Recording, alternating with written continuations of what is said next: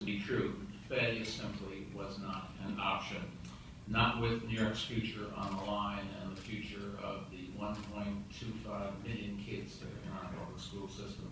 So back in 2002, when the city at last got the authority and responsibility to run our public schools, we knew exactly who to forge a strong partnership with. And together, I think it's fair to say we've made huge strides in, for example, replacing many of our old, massive, and failing high schools with new, smaller, and far more academically challenging secondary schools. Great new schools like the Thurgood Marshall Academy, from which Tiso graduated, the Bronx Center for Science and Math, the Academies of Software Engineering, and other New Vision schools that I've been privileged to help open all over the city. Well, the verdict is in. All the evidence shows that students in small schools like these are much more likely to graduate and to go on to college than students in other schools. So we've been able to say that we've raised the graduation rate by almost 40% and cut the dropout rate nearly in half. New Vision schools are a big reason why, and a big reason why thousands of younger people in our city now have a better shot at success in their lives and a chance to really live the great American dream. When you look at the progress that we've made together, it is pretty impressive. 12 years ago, for example, as Dick said, not a single elementary or middle school in the 5 boroughs was ranked in the top 25 schools statewide. Today, 22 of the 25 in our city are, including 7 that we started. And the test that really is important is if you compare New York City schools to the schools in the rest of the state, because all of the schools in the state take the same test. It's very difficult to compare us to another state, or even to compare us to a previous year, because every year they change the test and they change the standards. But what never happens, ever, is a big city catching up to the state that it's in with all of the advantages that the wealthy suburbs around the cities have. And yet we have closed within 1 percentage point in math and 4 percentage points in English. Something that if I stood up here 12 years ago and said that was our objective, you would have laughed me off the stage. And yet our teachers, our principals, our parents, our students have managed to accomplish exactly that. And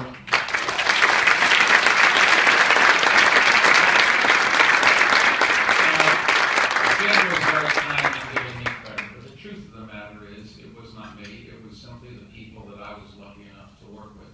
First Joe Klein and then Dennis Walcott. And there's somebody else here who deserves a lot of the credit too. He's going to be embarrassed when I tell you this. But Ernie Logan, who is the president of the Principals Union, he and his members have made an enormous difference. No organization works without good management. Principals really are the keys to making sure that all of the teachers can use their skills and work together and get the training and the support that they need. Principals really are the glue that makes it all work. And I just think that the principals that we've been able to attract, that Ernie represents, really are the ones, the great unsung heroes. We all talk about teachers, and I love them. We have 75,000 of the best teachers in the world. But the principals never get the respect and the adulation and the recognition that I think they deserve.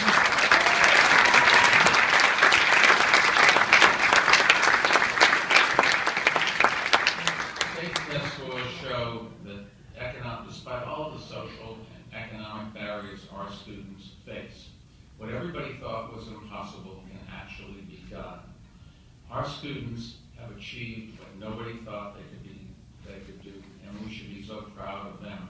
Having said that, we've got a long ways to go. Not so long ago, only 1 out of every 4 jobs in our nation's economy required a college degree. Not too long from now, 2 out of every 3 jobs will require a college degree. And making sure that every student is ready for that is really something that we have to focus on. College and careers. College is not the right thing for everybody, but being college ready is. You can go to one of our new schools that teach you the skills to become a plumber, a carpenter, an electrician. Those are just as important as those schools that teach you what you need to know to go to college. But all of our kids have to have a great education. They have to be able to read and to write and to work collectively and cooperatively with one another. And thanks to New Visions, that's exactly what we're doing in New York City school system. Thank you all for helping this wonderful organization. They really do make an enormous difference in our lives. God bless.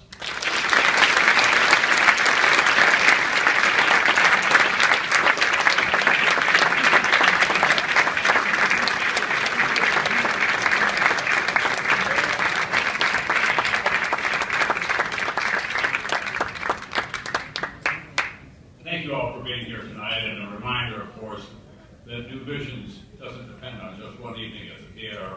It's the daily work, and you see the results of the students